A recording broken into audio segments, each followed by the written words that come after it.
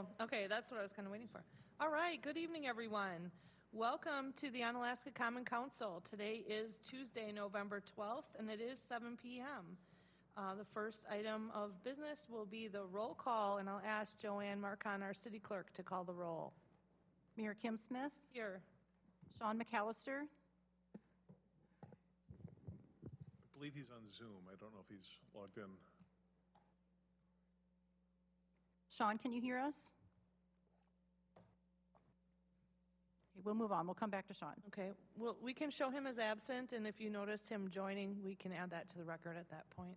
He is online. He's just maybe not able to talk at the moment. He had texted me and said that his internet at a hotel was very poor. Dan Stevens, I am present. Stephen Knott, Present. Mike Milkey, Here. Larry Jurassic, Present. Diane Wolf. Here. Thank you.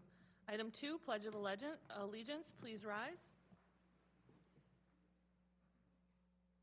I pledge allegiance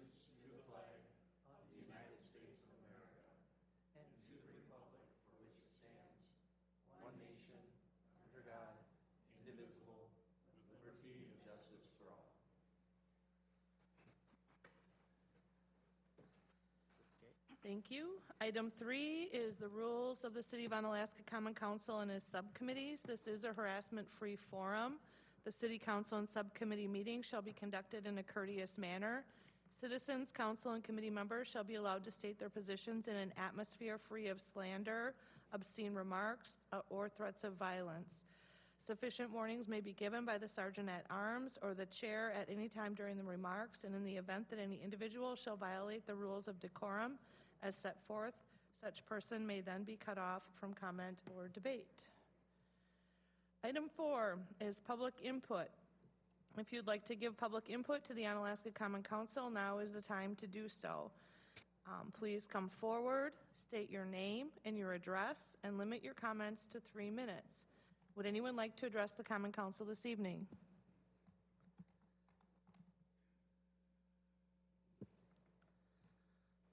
Welcome.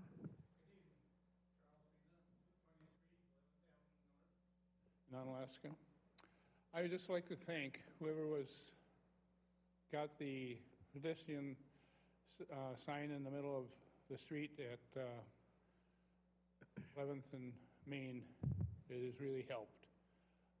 Like I said, I walk there every day, a couple times a day, and it has made a difference on the turning there.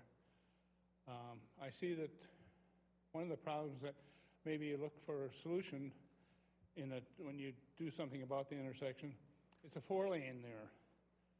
And the people that coming from the east, going west, if there's somebody in the crosswalk, they'll stop on either of the right lanes, and you got the center lane, and they don't realize why those people are stopped.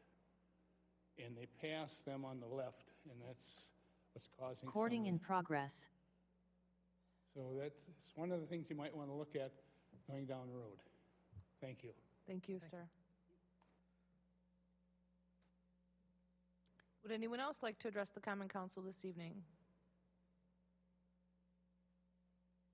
Second call for anyone wishing to address the Common Council. Is there anyone online, Amanda, that may want to speak?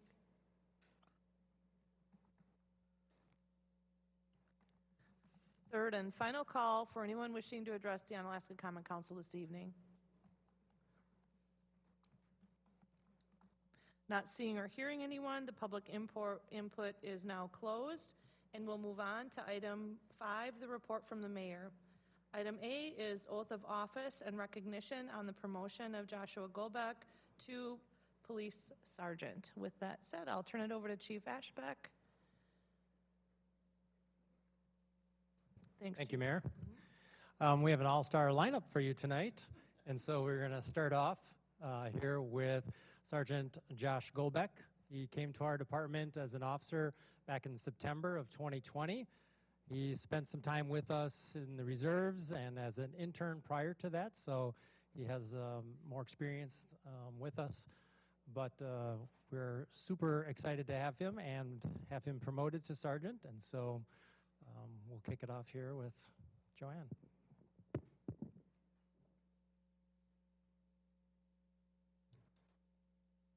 And if someone wants to take pictures, we don't mind where you want to stand. If you want to move to a different place, it's no problem for any of these. Raise your right hand, repeat after me.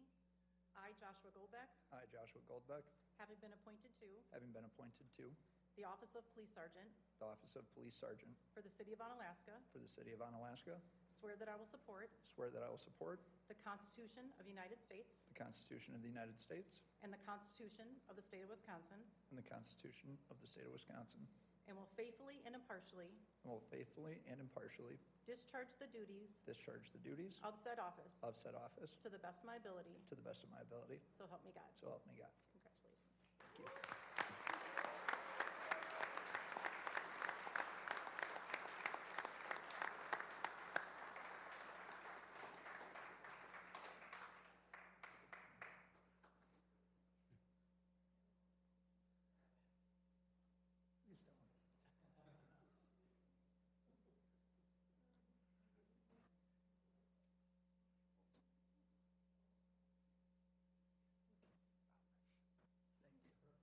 Congratulations.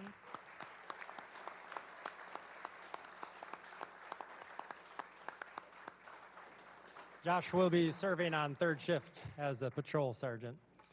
Next, I would invite up all 5 of our next officers here. So Dimitri Phillips, Charles Whitcraft, Christian Kerwin, Ethan Hyman, and Lingo Vu. So the first 4, they started with us in May of this year, just prior to the Law Enforcement Academy.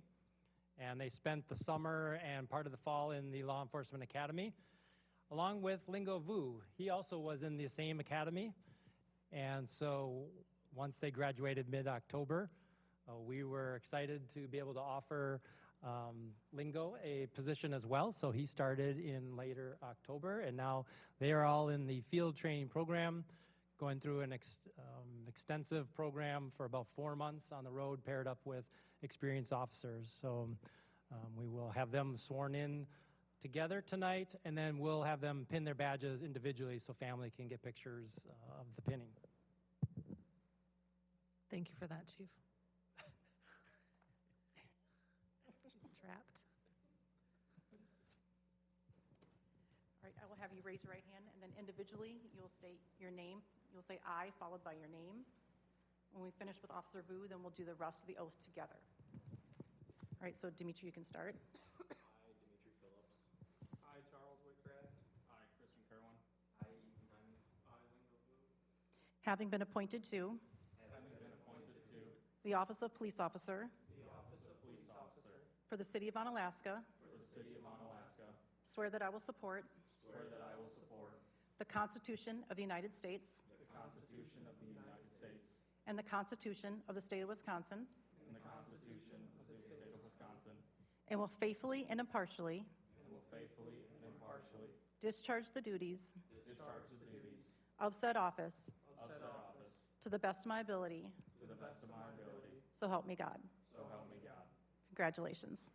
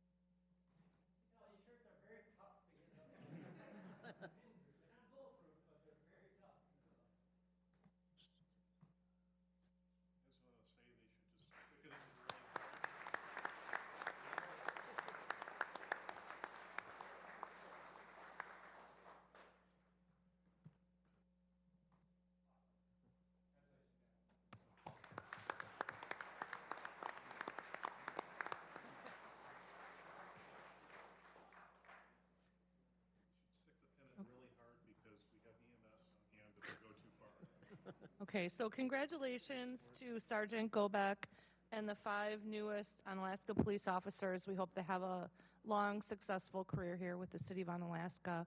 Thank you for the family members that came in to support them. We know that they appreciate you. All right, where's the chief? Okay, all right.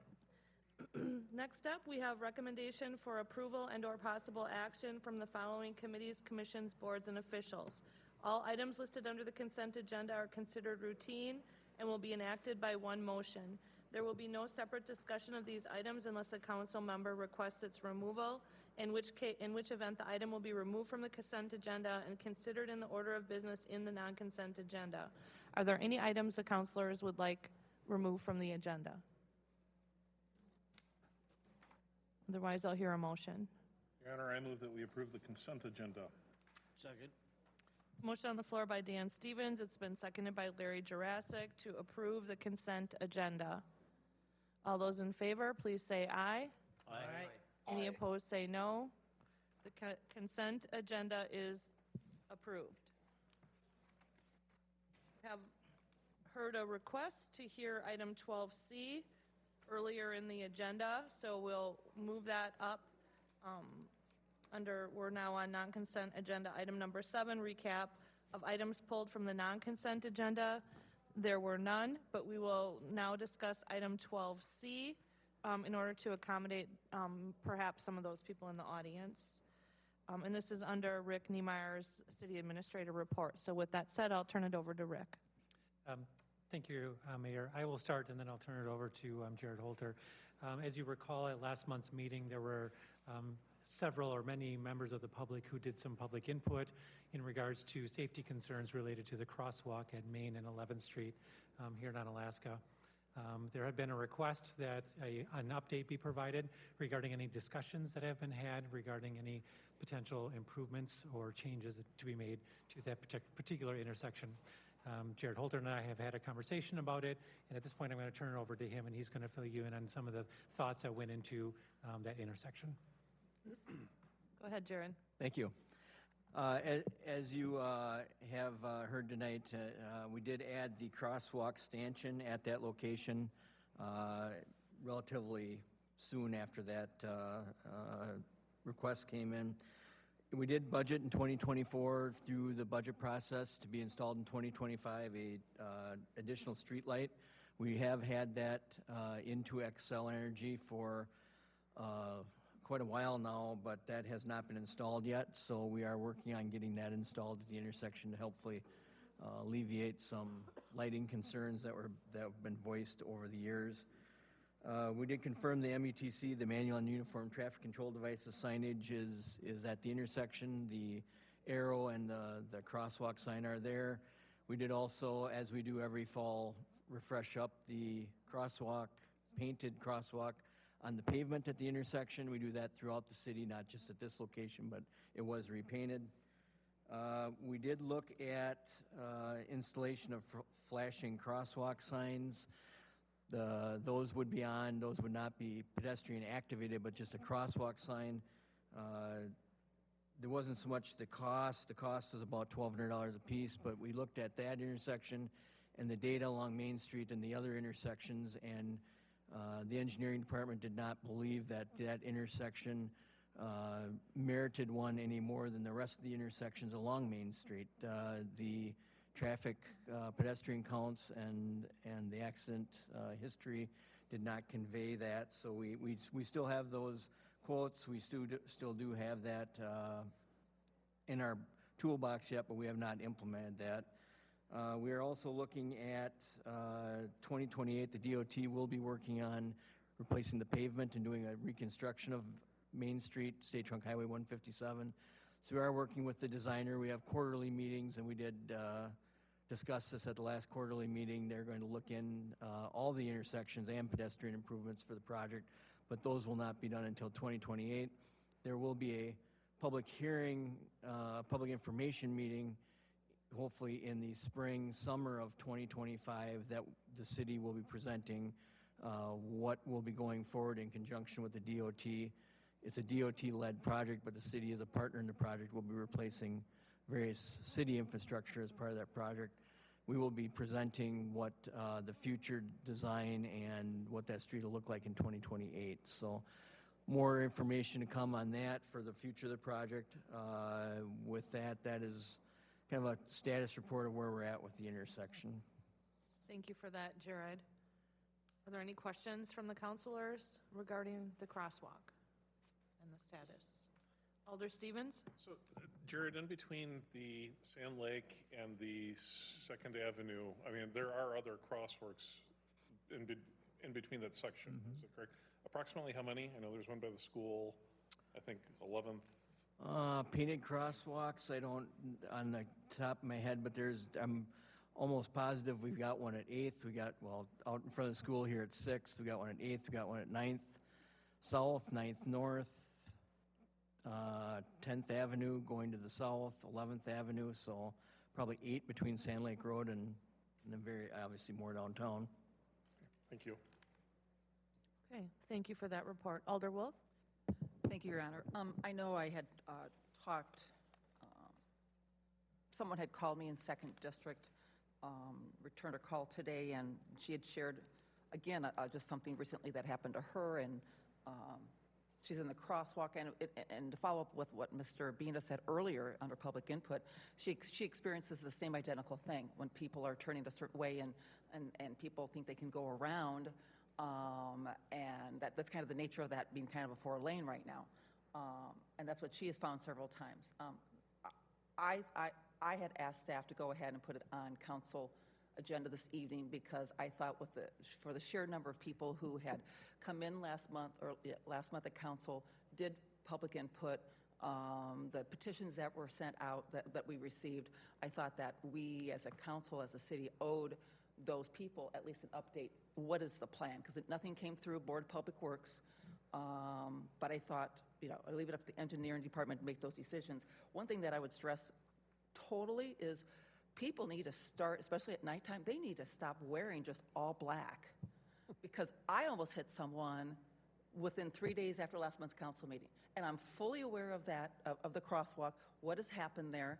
And I was fully engaged watching. And so I appreciate our Public Works Director, Jared Holter, talking about that. A light is due to be placed there because that's exactly where they were, and I couldn't see them because they were literally right underneath, well, that pole, but where there is not a light. And if there had been a light, I would have seen them. But they also were dressed in pure black, and I just couldn't see them. So if anyone is in the audience that wants to contact me after today, please do so, and I'm certainly an ear to hear. Thank you, Your Honor. Thank you. Okay, can we tell if Sean McAllister is participating in the meeting? Just Yep, before- Sean McAllister's Okay. here. Okay. Thank you. Yeah, thank you. We didn't get a response during attendance when we did the roll, so I thought I'll check back.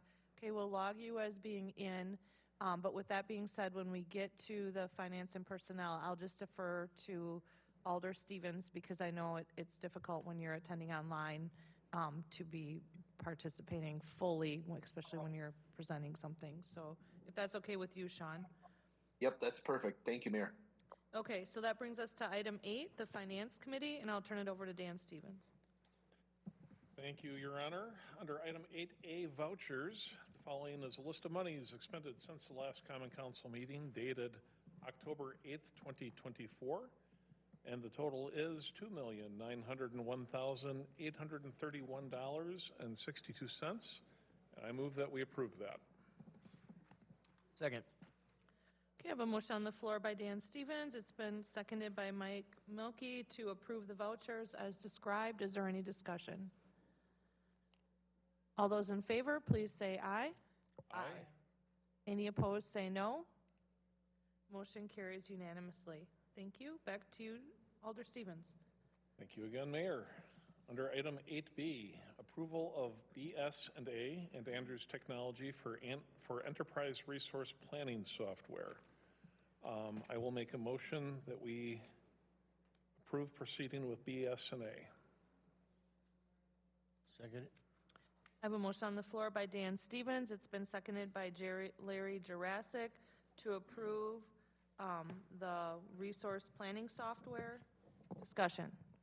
Alder Wolf. Thank you, Your Honor. I attended F&P, and you may have mentioned it. I apologize, I just don't remember. Do we have a date for possible rollout? Or like month, year, Yeah, generally? yeah, great question. Once we get the contract approved, then we'll have a kickoff meeting and we'll kind of set all those dates. But I think the goal would be that we would be done in 2025, hopefully. Okay. Possibly in time for budget or, That would be my goal. okay. Okay, thank you. All right, any other, Alder Stevens? Yeah, I'd like to thank staff. I know Joe had worked on this. When this came to F&P, the committee really only saw one choice, and we asked for a little bit more information on this. I'm glad that we have it, and staff's initial consensus that this was the best company to work with. It's also apparently the most cost-effective, and it sounds like the software is the most comprehensive. So I appreciate having this here in the record, that everybody was able to review this. So thank you, Joe.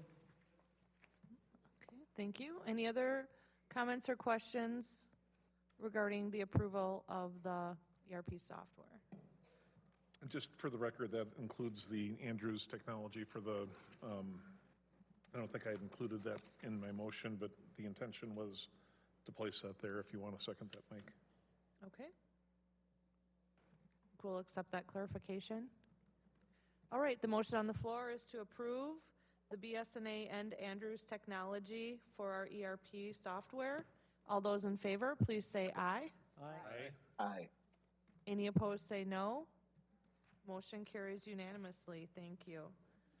Item 9, Judiciary Committee. Alder Knott. This is for ordinance 1803-2024 to amend section 14.02.19 of Title 14 of the Code of Ordinances of the City of Onalaska relating to temporary signage regulations. I asked that this be put on the non-consent because there were a fair number of questions during the Judiciary Committee. Basically, it's a simplification overall, I think, of the ordinance that we have. I know one of the reoccurring was some confusion on the fees. It does mention fees, but those fees will be in with the regular fee schedules, so that's where you would find those. I guess I can also turn it over to Katie. Did you want to add anything, or? You want to put a motion on the floor? And then All right, I'll move to approve. Second. Okay, we have a motion on the floor by Stephen Knott. It's been seconded by Mike Milkey. Now under discussion. What, you wanted Katie to say something? No, I asked if she wanted to. She's shaking her head. She thinks. Okay. Good, so, yeah. Okay, any other questions or comments? Alder Wolf. Thank you, Your Honor. So I continue to have my reservations about item D on page 12, temporary signage allotments and aggregate for residential districts. Mainly the developed parcel in a residential district, which I'm assuming is going to be right, like the R1, R2, 20 square feet, maximum square footage allowed. And the way I understand it is that they could have, I believe, up to, maybe you need to explain this to me again, Katie, because this is my, and I'm certainly not trying to sound like a henny penny in the sky is falling, but a decade ago, this came before Plan Commission and Council, and Plan Commission removed it for consideration. And quite frankly, I don't remember what the end result was, but it was removed when it was proposed up to 24 square feet. And now we're looking at 20 square feet. So as I read this, someone could go ahead and put up a temporary sign that's 4 foot by 5 foot in their front yard. Yes, as long as they obtain a temporary sign permit from the planning department. That would be in effect for 180 days. And I realize that we do not legislate content. Correct. And a decade ago, I came before Plan Commission with what was then proposed was 24 square feet, and I did not prepare it tonight because I didn't want to, I chose not to. But at that time, a 4 by 6 sign, imagine a 4 by 6 foot sign in your neighbor's front yard. And I have concerns about that. So could we talk about, because we're looking at total square footage, so it could be a number of signs that add up to that, correct? Correct. So I guess I would ask this council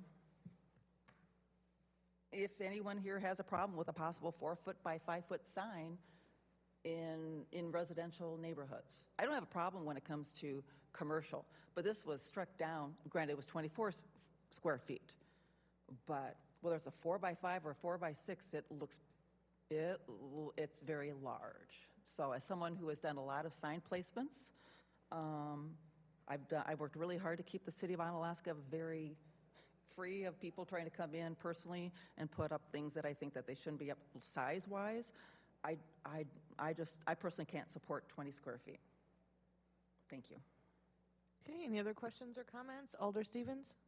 A question for Katie. How often does this come up where somebody wants to put a 20 square foot yard sign in their yard?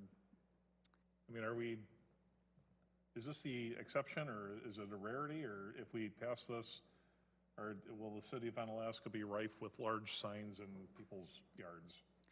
So I would give an example of, it's not a 20 square foot sign, but the lacrosse super reader, the library signs, those are larger than your average yard sign as we have defined, which you would be allowed to have up to 5, which is 3 square feet. So some of those signs can be anywhere for 2 to 3 foot wide and accordingly. So this was attempting to be generous to residential neighborhoods. It is significantly less than what you can do in a business district, but we do not typically get these requests, mainly because we've never really allowed them historically. So this is an attempt to be flexible. Okay, any other questions or comments? I just think that if it got to be a problem in the city, we could always change it back. Okay, well, and Katie, you want to, maybe we need to say how this is different than what the current rule is. Maybe people aren't understanding the difference. Because now the current rule that we have is much more restrictive. And I think that's where Diane is feeling uncomfortable. We're going from a very, I don't know if the word is proscriptive sign ordinance to one that is more flexible. So for example, just looking at what we have on the books today for residential districts, what we're moving away from is where we can say you can have one temporary sign 3 square feet annually. You can have one up to 4 square feet. You can have another that is so many square feet. And the intent is that by choosing in different instances how many signs one can have, it is entirely possible that you could have 6 or 7 of these larger square footage breaking what would have been the 20 square feet that we are allowing today. It's just that not everybody does this. It was a property for sale, a property for lease, opening your property up for the public, such as a garage sale or a yard sale. So that is how we're moving the focus away from different events and times when you can have your temporary signs, whereas instead we're just saying you can have your 5-3 square foot signs at any time today, but if you want to do something in addition to that, you have to come in and pay for that. And you can only be up to 20 square feet, not saying that you could do a 4 by 5 foot sign, absolutely, but you could also do a 2 by 2 square foot sign or a 3 by 3 square foot sign. So that's the difference. I think Amanda has some additional comments to add. Yeah, so just to dial it down specifically, right now you're allowed to have much bigger signs, but in theory those signs have to be tied to an event. So if my house is for sale, I can have a 32 square foot sign that says my house is for sale. It actually could say anything you want as long as your house is for sale. So you could have a tiny sign that says my house is for sale, and you could have a 32 square foot sign that says I love rainbows, because we don't regulate content. But the point is, like, right now, we have all these larger signs that are tied to, like, weird events, but I don't know if your house is for sale, especially if you choose not to have a sign that says my house is for sale. And so it's a very hard code to regulate as it is, and so this is an attempt to simplify. So enforcement is going to be easier under this new description. Alder Wolf? Thank you again, Your Honor. And I certainly, as someone who has worked with Katie, the time that she has been here, I seem to get a lot of sign complaints through the years, and Katie and her staff and her department and legal, they've cleaned up so much of the paraphernalia of signs that we've had through the years, and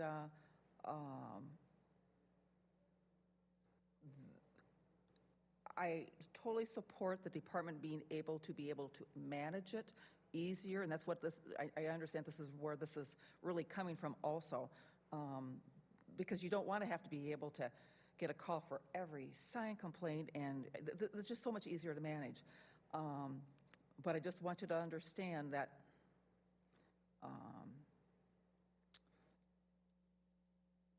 I have a feeling these aren't going to creep in at the beginning.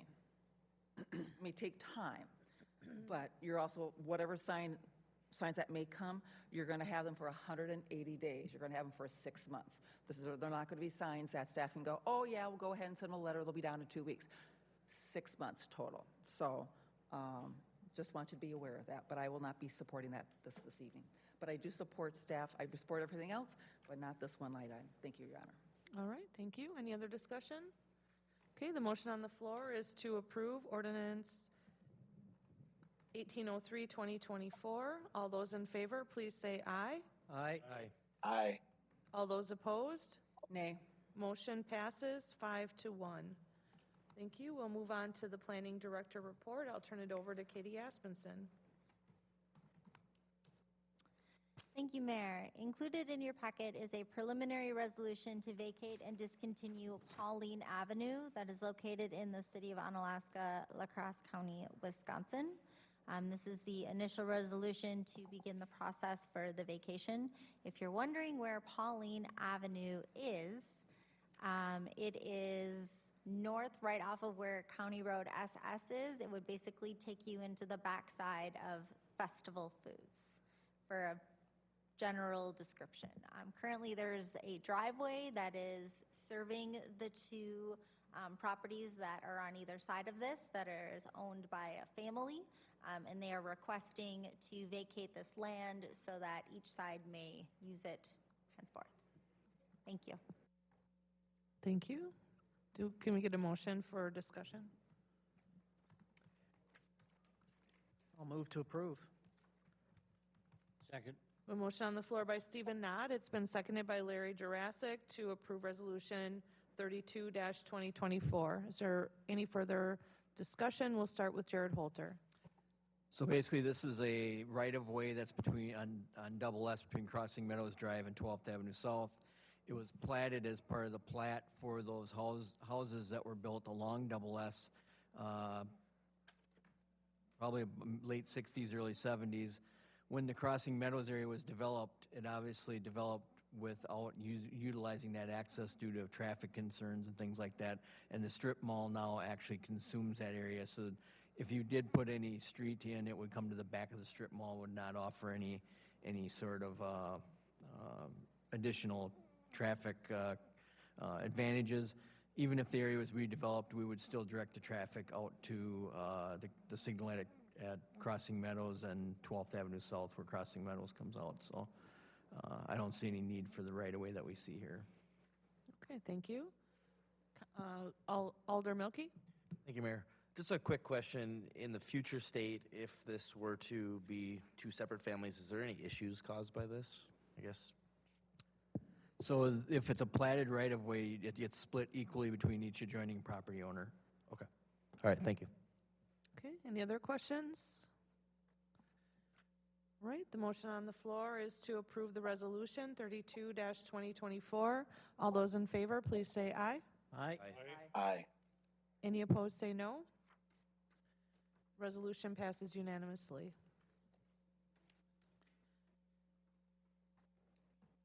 Item 8 is Resolution 33-2024 to vacate and discontinue a portion of Hickory Street located in the city of Onalaska.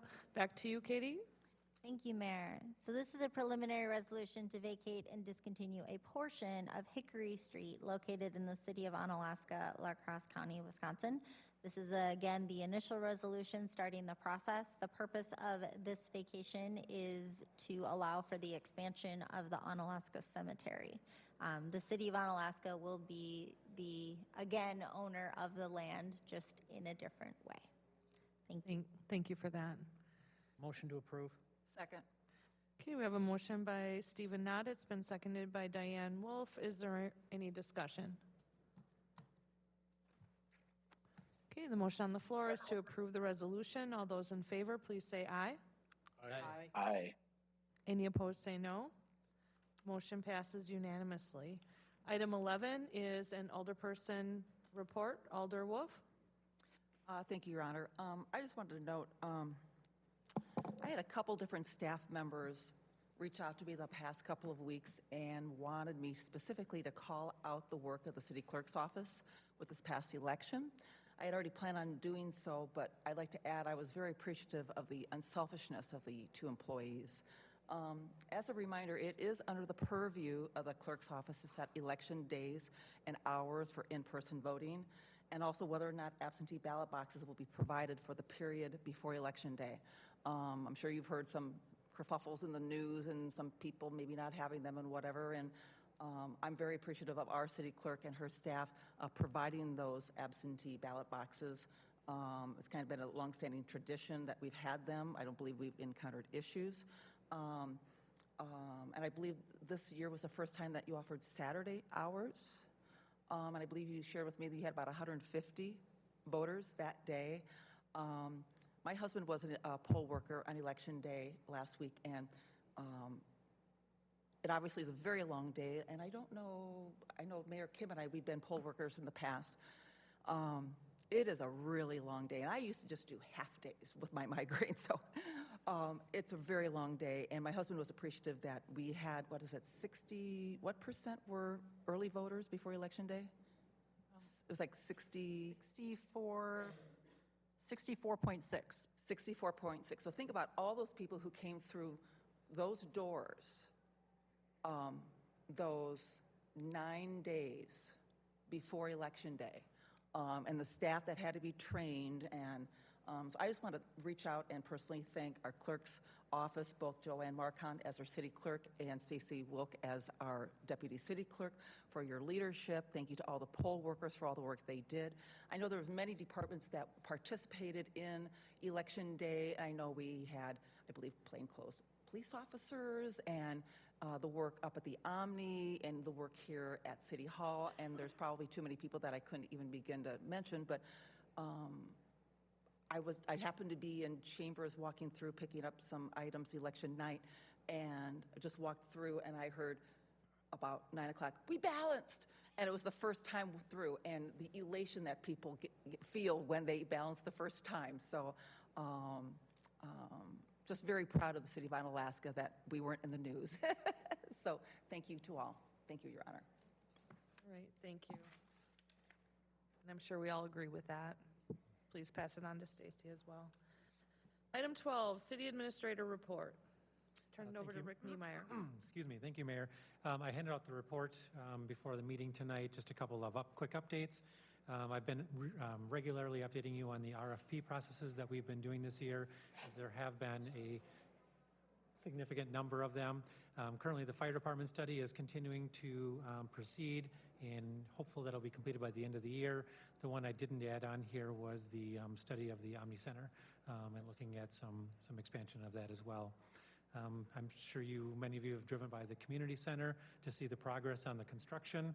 I believe the basic walls for the gymnasium are up. I saw that there were some beams that were being put in place for the rest of the structure to be built, so that is coming along very well as well. We've already talked a little bit about the election. I'll just briefly touch on that. As reported from Joanne's office, there were 11,886 votes that were cast in the election, which is a 97.7% voter turnout, which is pretty amazing. And we've already talked about the 64.6% of those were absentee votes. Yesterday was our Staff Success Training Day, Professional Development and Employee Appreciation. The day went very well. We had brought in some speakers for staff and heard some very positive things about the speakers that came in. Also had some activities planned for them throughout the day. There was a curling demonstration, and you could actually do the curling as well, financial wellness talk, and then a group trivia, along with some other fun activities. So a survey is out there right now trying to get feedback from the day. Always want to get some feedback so we can determine what we need to do the same or differently for next year. So it turned out to be a great day and had a great turnout. So just an update on unsheltered. Staff continue to monitor activities across the city and discuss any incidents that occur. Excuse me. And then I also just wanted to update. I know I've talked a little bit about the WCMA conference proposal that's been out there. We had the site visit this past Friday afternoon at Stony Creek. It was about 45 minutes long, went and toured the facility, and hopefully we should find out in December if Onalaska is picked to be a site for conferences in 26 and 27 for the WCMA. And then the bottom one is just the meeting and events. Thank you. You can just continue on. Okay, sounds good. We've done the update on the crosswalk at Main Street, so I did want to touch base then on the resolution 31-2024 to amend the budget for purposes. Oh, I'm sorry, totally missed that one. Do we need to accept the calendar? Yes, my apologies. Thank you, Sabrina. Motion to- B is the committee and commission and board's calendar for meetings in 2025. As you can see, it's something that the council does every year. It lists on there what the planned dates and times for each of the meetings and when the city hall is going to be closed. So that is what the proposal is. The dates picked are, of course, the standard ones that are by ordinance, unless it falls on a holiday, and then there is an alternative date that is picked. Okay, so I think we need a motion to approve that. Yes. Motion to approve. Second. Motion on the floor by Stephen Knott. It's been seconded by Larry Jurassic to approve the 2025 monthly meeting calendar. Any discussion? All those in favor, please say aye. Aye. Aye. Any opposed, say no. Motion carries unanimously. Okay, back to you, Rick. Thank you. Now we'll go on to 12D, which is Resolution 31-2024 to amend the budget for purposes of providing a career firefighter retention incentive. I'll just grab my notes here. After the last council meeting, as you will recall, there was a similar discussion when it came to the police department in regards to a retention incentive. Chief Fleddy had expressed a concern about his department when it comes to recruitment and retention issues as well, and felt strongly that something needed to be done as well for his department. So I'm going to turn it over to Chief Fleddy at this point in time so that he can give some comments in regards to the kind of the underlying rationale for this request. Welcome, Chief Fleddy. Thank you. First off, I just want everybody in this room to understand that this isn't coming as an afterthought because the police department received their retention incentive last month. In fact, we've been talking with city leadership since early in 2024 about recruitment retention issues that exist all across the nation for fire departments. So I just wanted that to be stated, and I especially want our firefighters in the back to understand that as well. Retention of our firefighters can't be overstated. There's more jobs out there than there are applicants in today's world. It's just a fact. It's been a huge shift over the past 30 years in the job market. It stands to reason that if there are more jobs out there than there are applicants, that we're going to have a recruitment problem. But I can tell you 30 years ago that there were over 100 people applying for jobs for a single position, even just to get on a list. In today's world, we're lucky to get a dozen people applying for this job. I can say right now the fire department is fully staffed with full-time personnel. I'm very happy to be able to say that, and I think it's a testament to their dedication to the city and this career. What I'm about to say isn't anything that firefighters don't already know, but they could literally pick their city, anywhere in Wisconsin, anywhere across the country, and likely get paid more than what they're getting paid, and likely get more opportunity for advancement. That's just known. They know that. Every firefighter knows that. I mean, having been in this career for 27 years, I can tell you they stay because of the positive culture we have and the dedication to the city and this career. Culture and morale in our department is something we prioritize and we work on almost daily. And I can say development and maintenance of our culture is a never-ending process, and it never ever will be an ending process. So it's something that we're going to continue to work on. In my time in the fire service, I can be honest, I've never seen a recruitment and retention bonus for firefighters or police officers. But understanding that this job market right now is tough in public safety, it just is. It feels and seems unconventional. It's new to me. However, in my opinion, our firefighters are deserving of this recruitment and retention bonus. Our call volume is increasing. Meanwhile, our part-time numbers are decreasing, which means that our full-timers are expected to do more with less. It's not a dig on our part-time staff at all.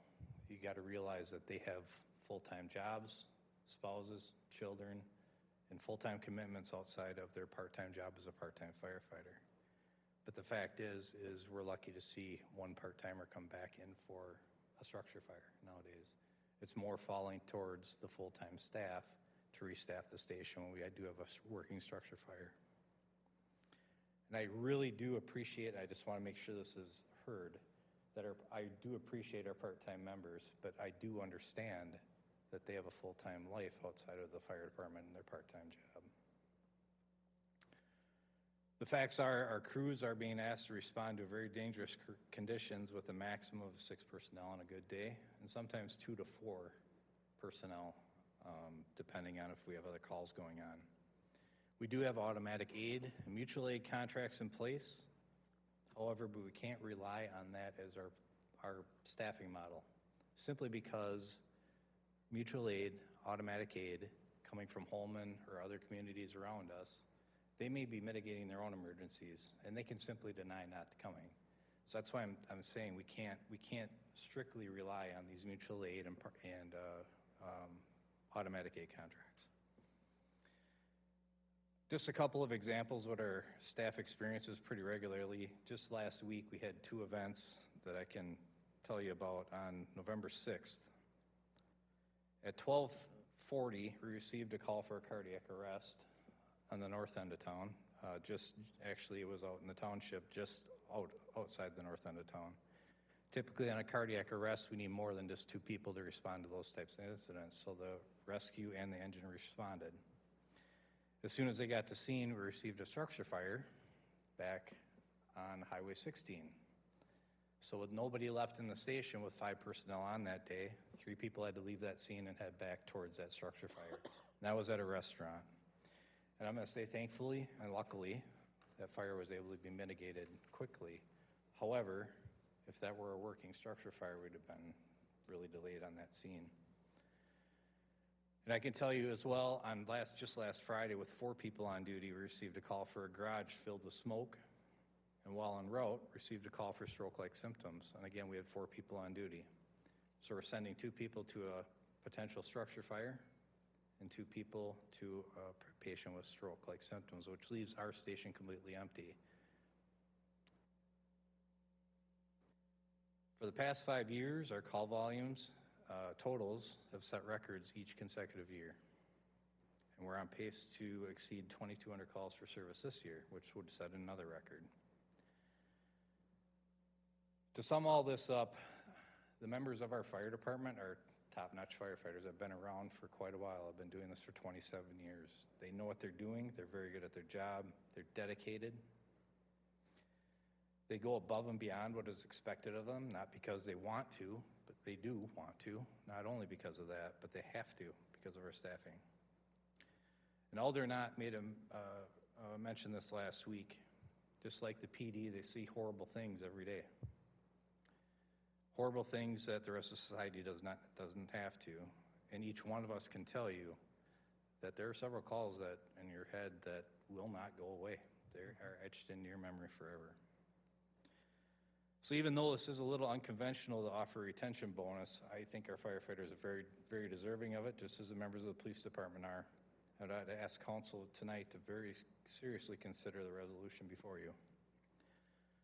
And then lastly, just because this was mentioned last month, yes, the assistant chief and myself are included in this retention and recruitment bonus. And that was to draw parity with the resolution that passed last month. I'm going to tell you right now, I'd have absolutely no issues, no heartache, no anything. If you carve me out of this, I have no problems. However, I would ask that you leave the assistant fire chief in here, because right now he's being paid full pay grades lower than the assistant police chief. So I think that's something that needs to be addressed in the future as well. I appreciate you allowing me to speak. I wanted to speak last month, but understand that we needed to get the police department taken care of last month. And if you have any questions, I'd be happy to answer. Yeah, thank you, Chief. Appreciate that. I think maybe I'd like to have Sabrina talk about the finance portion of it, or Rick, whoever's more appropriate, unless you want to ask, council wants to ask a question of Chief Floody first. Council's choice, I guess. Or we can put a motion on the floor. Well, yeah, whatever you want to do. It's your meeting. What do you want to do? I'll move to approve Resolution 31-2024. Second. Okay, we have a motion on the floor by Mike Milkey. It's been seconded by Stephen Knott to approve Resolution 31-2024. All right, and then I'll open it up for discussion. Council? Or not? Stephen Knott. Yeah, so, after last month, I did approach both our finance director, Chief Floody, and really wanted to take a look and see if we could do this as long as it fell within the budget. And I'm hoping that we'll have good news from Sabrina on this. But the issue here is, Chief mentioned the calls, and that's something that's demonstrable. The number of calls for the fire department, our fire EMS folks, have just skyrocketed over the last several years. But I think it's past time that we do at least some type of a substantial and meaningful recognition. I know last month when we were having the discussion on the police, I didn't even mention police or law enforcement in my comments. I kept referring to first responders, of which law enforcement and fire, EMS, and dispatchers are all first responders. And what makes it unique is on their worst days, they're dealing with suffering and death. And that's not something most people want to do and choose not to do. These folks volunteer to do that. This is they've chosen this profession. Hospitals, they treat patients, and God bless them for doing that, but it's still substantially different because the first responders, they're treating patients, but they're also managing a scene, and that scene can be chaotic with fear, hysteria. The locations itself can be very challenging to treat patients, and can be where the circumstances of the response also create very large amount of danger to the first responders as well, from anything from traffic to fire to chemicals, just on and on and on. So I absolutely support this. I'm hoping to hear good news from Sabrina that we can work that in. It's a one-time cost. That's my comments. Okay. Sabrina or Rick, did you want to talk about the financing plan for this? Sure, thank you. So obviously this wasn't budgeted for, nor was the incentive that was brought forward last month. Last month, the incentive that was brought forward, we were able to offset some of the costs because I did budget for like sick leave payouts, and then with the individuals who have retired within the police department and the vacancies and that vacant time, we could use that $80,000 to pay towards some of that incentive. This full $100,000, I would recommend it coming from the employee benefit account, same one that we're going to put for the police department, and then utilizing unbudgeted interest income for the full 100,000. We did budget an interest income for the year 2024, $260,759 in our interest income account. We have had year-to-date activity of over 600,000 in that account, so we can support that with a one-time expense. I think we can support that. It does break into any type of surplus that we have at the end of the year. I know we've talked about that in the CIP budgeting process and so forth, but I think 100,000 can be sustained within the general fund due to the fact that it is that one-time expense, and we know where revenue is right now.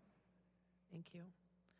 All right, any other questions or comments from the counselors? Alder Milky? Thank you, Your Honor. Just a quick comment. You know, obviously this is kind of a patch for, you know, I guess, good faith. And obviously we have the fire department study should be coming in by the end of the year. So I'm sure we'll revisit this and look at other things such as wages. But I do want to just say this is kind of an appreciation for everyone's hard work sitting back there and everybody on the department. And just know that, you know, we're taking your concerns into consideration for next year as well. Thank you for that. Any other questions or comments from the council? Alder Stevens? The first question is, like, when would the payout be? Was that on the same schedule as the police department? Correct. That would be in the same, I believe, the first pay period in December. I guess really the only issue I have, I don't disagree with anything Steven said. I guess what I kind of take issue with is we're calling this an incentive program, that we're incenting people to stay. I mean, I think it's a goodwill gesture. I mean, that's fair, but if we were incenting people to stay, we would tie it to some time frame in the future, much like I kind of thought we should have done with the police department. Now that said,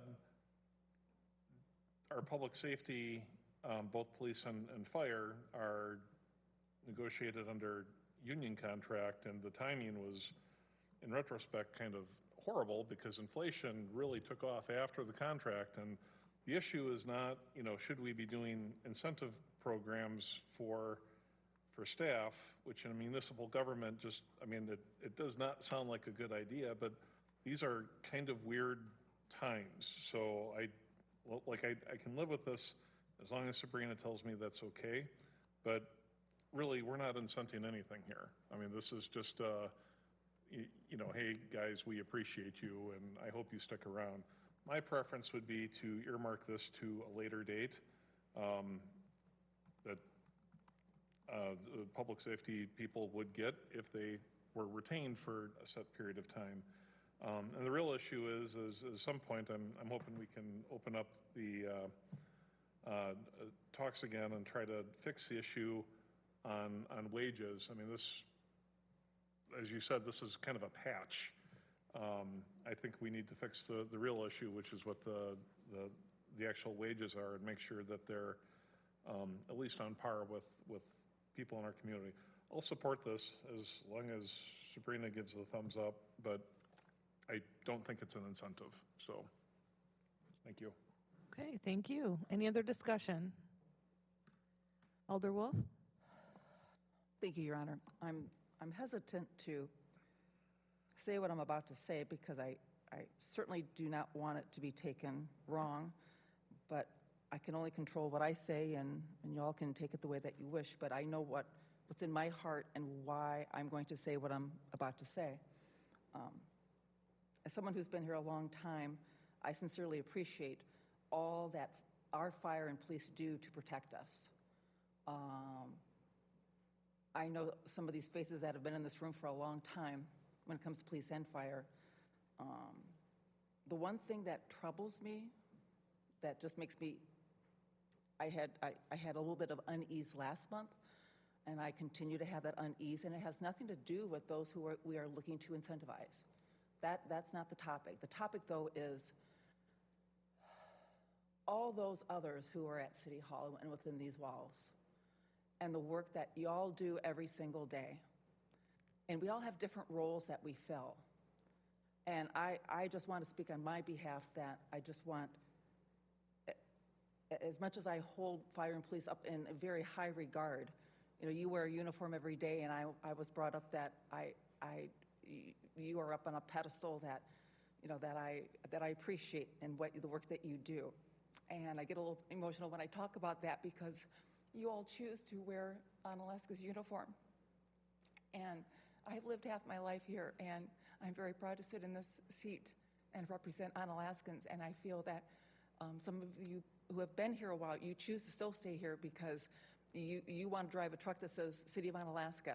And we have department heads who were born and raised here, who I firmly believe could go anywhere else and make a heck of a lot more money, but they choose to stay here because they are proud to say that they represent the City of Onalaska. So I just want to call out that there are those department heads and those staff members who, the hours that they put in, I'm hopeful going forward that, as Alder Stevens just mentioned about looking at a pay study to do something, whatever it may be, to correct, because this is just a patch right now, but we need to do something. But people also need to understand that, you know, we live in the state of Wisconsin, and the legislature has us under these limits, and our hands are tied severely. So we do know that, you know, we're going to have to do something going forward in the very, very near future. So I will support this evening. I will also support the chief and assistant chief being included. That's how I voted last month. I called it out last month because I was thinking out loud about it, but I will support it this evening. And thank you again to everyone in the room and those who are not for your service. Thank you, Your Honor. Thank you. Any other discussion? Alder Jurassic? Thank you, Chair. For many years, my career, I was a paramedic. And so I know the position that the emergency work has to be done, and the individuals that work at that. I had a job interview one time, and they asked me, can you work under pressure? I asked them, I says, can I ask you a question? I said, if I make a mistake, will somebody die? And he said, no. I said, well, I was a paramedic for several years. And that's the situation that each one of those guys, excuse me, each one of those firefighters go into on a daily basis. If they make a mistake, they or somebody else with them could die. So I'm fully supportive of this measure. Thank you, Chair. Thank you. The motion on the floor is to approve Resolution 31. Is there any other discussion? All those in favor, please say aye. Your Honor. Aye. Nope. Let's do this by roll call. Sure. We'll have the clerk call the roll. Mike Milkey, Aye. Sean McAllister, Aye. Larry Jurassic, Aye. Diane Wolf, Aye. Dan Stevens, Aye. Stephen Ott. Aye. That motion passes unanimously. Thank you. Thank you, everyone. Thank you for your passionate speech, Chief Floody. Item 13, adjournment. Motion to adjourn? Second. Motion by Alder Diane Wolf, seconded by Alder Mike Milkey to adjourn. All those in favor, please say aye. Aye. Is anyone opposed? We are adjourned, and the time is 8:06. Thank you, everyone, for coming in. He's been calling me constantly for the last 30 minutes. I hope everything's okay. Oh, gosh. Golly, man. Well, it's better than